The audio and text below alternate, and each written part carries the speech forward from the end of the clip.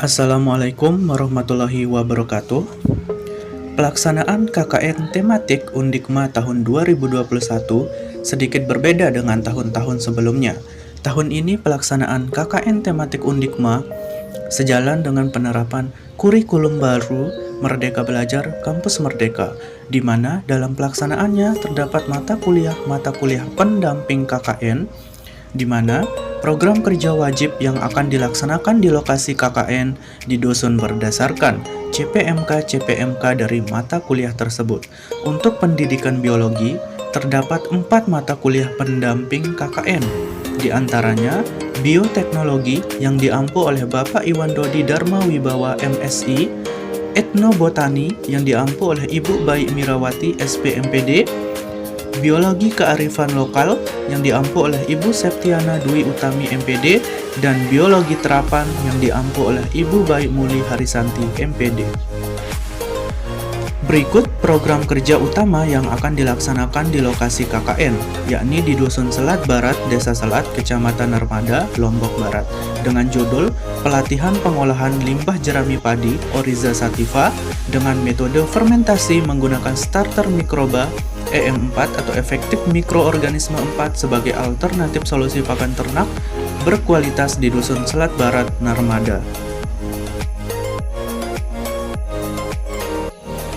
Judul tersebut dirancang berdasarkan hasil observasi yang telah dilakukan di Dusun Selat Barat, yang menunjukkan bahwa potensi dusun terletak pada bidang pertanian, khususnya pada budidaya tanaman padi. Namun, berdasarkan hasil wawancara yang telah dilakukan bersama dengan Bapak Kepala Dusun Selat Barat, terdapat masalah yang sering terjadi ketika pasca panen padi, di mana para petani padi melakukan pembakaran limbah jerami padi yang menyebabkan terjadinya polusi udara atau polusi asap, sehingga banyak warga mengeluh karena mengganggu penglihatan dan pernafasan. Sehingga, solusi untuk mengatasi permasalahan tersebut adalah dengan mengolah limbah jerami padi dengan metode fermentasi, dengan starter mikroba, efektif mikroorganisme 4 untuk menghasilkan pakan ternak berkualitas. Kelebihan jerami padi fermentasi. Berdasarkan hasil-hasil penelitian yang telah dilakukan menunjukkan bahwa jerami padi fermentasi mempunyai kualitas yang lebih baik dibandingkan dengan jerami padi biasanya, serta memiliki kadar protein yang lebih tinggi, di mana kadar protein kasar meningkat dari 4,23% menjadi 8,14% dan penurunan kadar serat kasar. Hal ini mengindikasikan bahwa starter mikroba menghasilkan enzim protease yang dapat merombak protein menjadi polipeptida kemudian menjadi peptida sederhana. Di samping itu juga mikroba dalam M4 atau starter mikroba yang digunakan dapat membantu perombakan ikatan lignoselulosa sehingga selulosa dan lignin dapat terlepas dari ikatan tersebut. Hal ini ditunjukkan dengan penurunan kandungan selulosa dan lignin pada jerami padi yang telah difermentasi.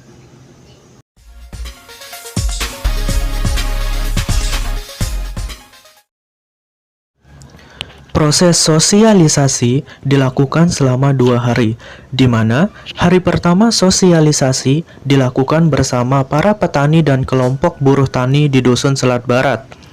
Dan hari kedua, sosialisasi bersama para peternak sapi potong. Sosialisasi dilakukan dengan metode ceramah. Hal ini dilakukan oleh narasumber bertujuan untuk memberikan pemahaman betapa pentingnya kualitas pakan ternak sapi yang berasal dari jerami padi dengan cara pengolahan melalui metode fermentasi, dan juga memberikan pemahaman mengenai dampak yang ditimbulkan dari pembakaran limbah jerami pasca panen.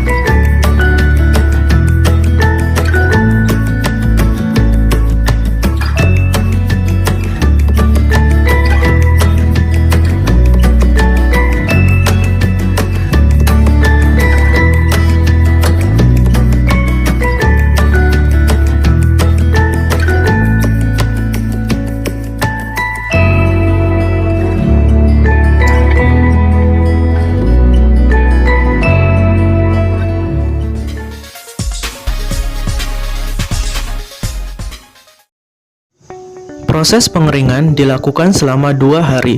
Proses pengeringan ini bertujuan untuk mengurangi kandungan atau kadar air dalam jerami padi, karena jerami padi yang saya dapatkan masih memiliki banyak kandungan atau kadar air di dalamnya, sehingga harus dikeringkan terlebih dahulu.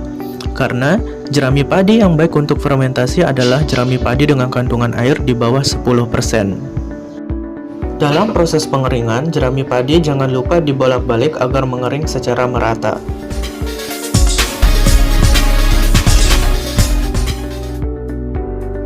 Jerami padi yang telah kering kemudian dicacah terlebih dahulu menjadi potongan-potongan yang tidak terlalu panjang.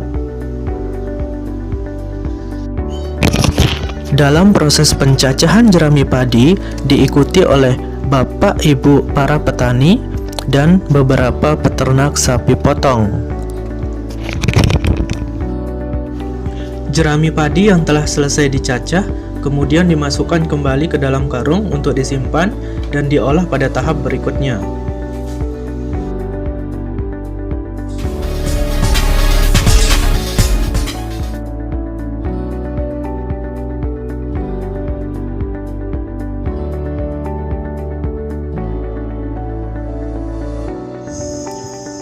Demonstrasi dilakukan oleh narasumber bertujuan untuk memberikan contoh atau memperlihatkan secara langsung proses pembuatan fermentasi jerami padi yang menggunakan E4 atau efektif mikroorganisme 4 dengan tambahan pencampuran dedak padi. Langkah pertama dimulai dengan menuang 4 liter air bersih ke dalam ember plastik. Setelah dituang, kemudian ditambahkan dengan 5 tutup botol M4 atau efektif mikroorganisme. Jadi di sini M4 berfungsi untuk memecah komponen-komponen kompleks menjadi zat-zat yang sederhana sehingga mudah dicerna oleh hewan ternak nantinya. Setelah itu, ditambahkan juga dengan gula pasir yang telah dilarutkan sebanyak 5 tutup botol.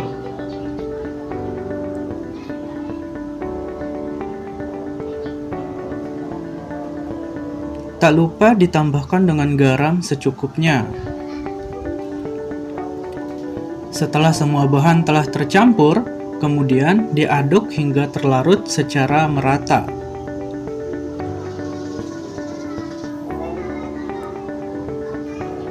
Setelah larutannya selesai dibuat, berikutnya jejerkan jerami padi dan juga tak lupa bagian bawahnya dilapisi oleh kardus atau karung.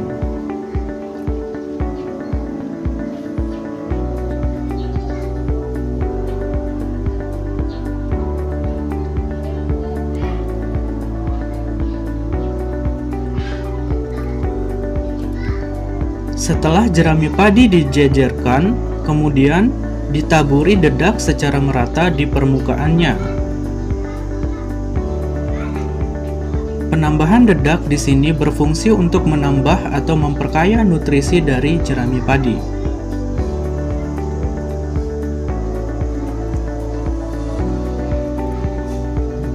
Kemudian, setelah ditaburi secara merata di bagian atasnya dengan dedak, kemudian disiram bagian yang terkena dedak dengan larutan yang telah dibuat sebelumnya. Setelah itu, bagian atasnya ditutupi dengan jerami padi lagi, dan proses diulangi lagi dari penaburan dedak, kemudian disiram lagi dan ditutup kembali dengan jerami padi hingga jerami padi habis. Di sini digunakan jerami padi sebanyak 1 karung.